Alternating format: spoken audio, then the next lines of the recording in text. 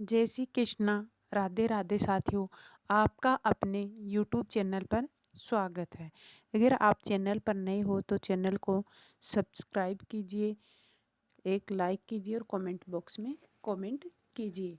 हम हिंदी साहित्य का इतिहास पढ़ रहे थे, उसमें हमने हिंदी साहित्य के इतिहास के बारे में जानकारी ले ली है और सिद्ध साहित्य के बारे में पढ़ा है। आज की कड़ी में हम नाथ साहित्य के बारे में पढ़ेंगे। हिंदी साहित्य को 4 भागों में बांटा जाता है, जिसमें सिद्ध नंबर 2 पे आते हैं नाथ। आज हम नाथ साहित्य पढ़ेंगे। नाथ पंथ का मूल भी बौद्ध धर्म की वज्रयान शाखा ही माना जाता है। जिस प्रकार से सिद्ध साहित्य भी वज्रयान शाखा से निकला, उसी प्रकार से नाथ साहित्य भी बौद्ध धर्म की वज्रयान शाखा से निकला था। शुक्ल ने नाथों को योग मार्गी बौद्ध कहा है। हजारी प्रसाद द्विवेदी ने नाथ पंथ को सिद्ध मत, सिद्ध मार्ग, योग मत, योग मार्ग, अवधूत मत आदि नामों से संबोधित करते हैं। नाथ पंथ के प्रवर्तक गोरखनाथ माने जाते हैं। यानी नाथ पंथ की शुरुआत किसने की? गोरखनाथ से। गोरखनाथ ने अपने गुरु मत्स्येंद्र नाथ को नारी सात्सर्य में लिप्त होने पर कहा था कि जाग मच्छंदर गोरख आया। गोरखनाथ ने भक्ति मार्ग से भोग और वामाचार को निकालकर योग और सदाचार की प्रतिष्ठा की थी।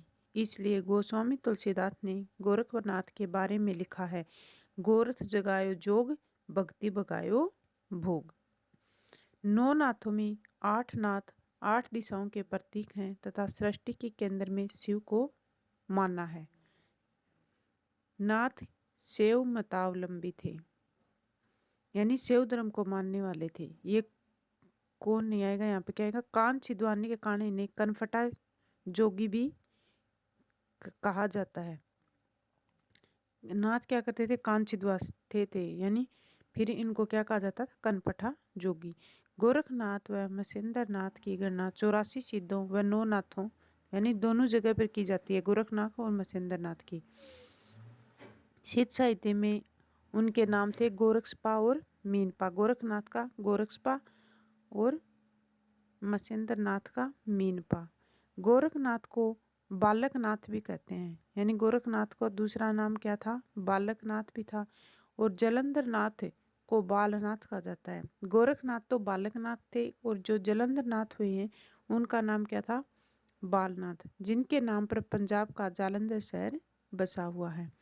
डॉक्टर पीताम्बर दत्त बर्तवाल ने गोरखनाथ की पुस्तकों की संख्या 14 मानते हैं। उनके अनुसार देखो कौन कौन सी बुक थी गोरखनाथ की? नैरवे बोध, अभय यात्रा, जोग सप्तवार, 15 तिथि, ज्ञान तिलक, ज्ञान चौतीसा आदि गोरखनाथ की रचनाएं हैं। डॉक्टर बर्तवाल ने गोरखवाणी शीर्षक से गोरखनाथ की रचनाओं का संकलन किया है। तो किस नाम से संकलन किया डॉक्टर बर्तवाल ने? गोरखवाणी शीर्षक नाम से। डॉक्टर बर्तवाल हिंदी के प्रथम रिसर्च स्कॉलर हैं, यानी हिंदी में पहली बार पीएचडी किसने की थी? डॉक्टर बर्तवाल ने। गोरखनाथ को हजारी प्रसाद द्विवेदी ने अपने युग का सबसे बड़ा धार्मिक नेता कहा है।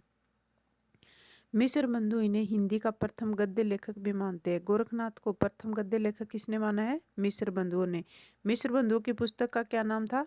मिश्र बंधु विनोद, जो हमने 2 दिन पहले पढ़ा था। नाथों का प्रभाव क्षेत्र पश्चिम भारत, पंजाब, राजस्थान और गुजरात था। नाथ शब्द का अर्थ होता है मालिक या स्वामी। नाथों की साधना पद्धति हठयोग साधना पद्धति कहलाती है। हठयोग में है सूर्य का प्रतीक है और ठह चंद्रमा का प्रतीक कहलाता है। सूर्य प्राणवायु व चंद्रमा अप्राणवायु का द्योतक है। डॉक्टर नगेंद्र के शब्दों में गोरखनाथ ने ही 60 चक्रों वाला योग मार्ग हिंदी साहित्य में चलाया था। डॉक्टर नगेंद्र क्या कहते हैं? जो 60 चक्कर होते हैं ना, उनका योग मार्ग किसने चलाया था? गोरखनाथ ने चलाया था। हजारी प्रसाद द्विवेदी लिखते हैं कि उनकी सबसे बड़ी कमजोरी उनका रूखापन और गृहस्थ के प्रति अनादर भाव था। यानी नाथों की सबसे बड़ी कमजोरी क्या थी? नाथों की सबसे बड़ी कमजोरी ये थी कि ये क्या करते थे? यानी गृहस्थ के प्रति तो ये एकदम अनादर भाव रखते थे, यानी रूखापन रखते थे। गृहस्थ मार्ग को इन्होंने अच्छा नहीं बताया, गृहस्थी को। नाथ साहित्य में निवर्ती मार्ग पर विशेष बल दिया गया है। रामचंद्र शुक्ल ने 9 नाथ कौन से बताए? देखो, गोरखनाथ, नागार्जुन, मलयार्जुन, भीमनाथ, चरपटनाथ, जलंधरनाथ, जड़भरतनाथ, सत्यनाथ और हरिश्चंद्रनाथ। सॉरी, ये 9 नाथ रामचंद्र शुक्ल ने बताए हैं। गोपीनाथ कविराज कृत गोरख सिद्धांत संग्रह में भी इन्हीं 9 नाथों को गिनाया गया है। अब हम नाथ साहित्य और सिद्ध साहित्य में अंतर करने वाले कुछ महत्वपूर्ण बिंदु हैं, उनके बारे में पढ़ लेते हैं, जो हमारे नाथ और सिद्ध दोनों आराम से क्लियर हो जाएंगे।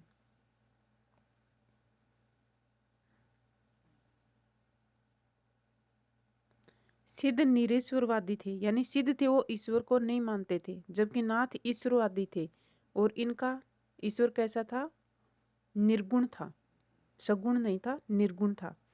सिद्धों ने साधना के मार्ग में नारी के सहयोग को आवश्यक माना है, जबकि नाथों ने नारी का क्या किया? विरोध किया है, यानी एक दूसरे के विपरीत थे। सिद्ध तो क्या थे? ईश्वर को नहीं मानते थे, जबकि नाथ ईश्वर को मानते थे, निर्गुण ईश्वर को। सिद्धों में साधना के मार्ग में नारी का सहयोग जरूरी है, यानी ये नारी के सहयोग को आवश्यक मानते थे, लेकिन नाथों ने इन नारी का विरोध किया है। सिद्ध नारी सहवास को ब्रह्मानंद सहोदर मानते हैं, जबकि नाथों ने अखंड ब्रह्मचर्य में विश्वास करते हैं। सिद्धों ने काया साधना की बात की है, जबकि नाथों ने योग साधना की बात की है। सिद्ध काया साधना को मानते हैं तो नाथ योग साधना को। सिद्ध नारी को यानी आवश्यक मानते हैं साधना के मार्ग में, जबकि नाथ नहीं मानते हैं। इन्होंने नारी के सहवास को भी क्या माना है? ब्रह्मानंद सहोदर, जबकि नाथों ने अखंड ब्रह्मचर्य पर विश्वास किया है। सिद्धों ने गुरु की महिमा को स्वीकार किया है, नाथों ने भी गुरु का तिरबखान किया है। ये दोनों में समानता है। नाथों ने कुछ ज्यादा ही गुरु का महत्व माना है। सिद्धों ने ब्राह्मणवाद, पुरोहित पाखंड रूढ़ियों का खंडन किया, जबकि नाथों ने इसका और अधिक तीव्र खंडन किया है।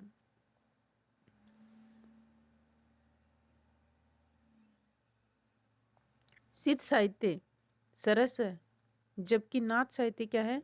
शुष्क व नीरस है।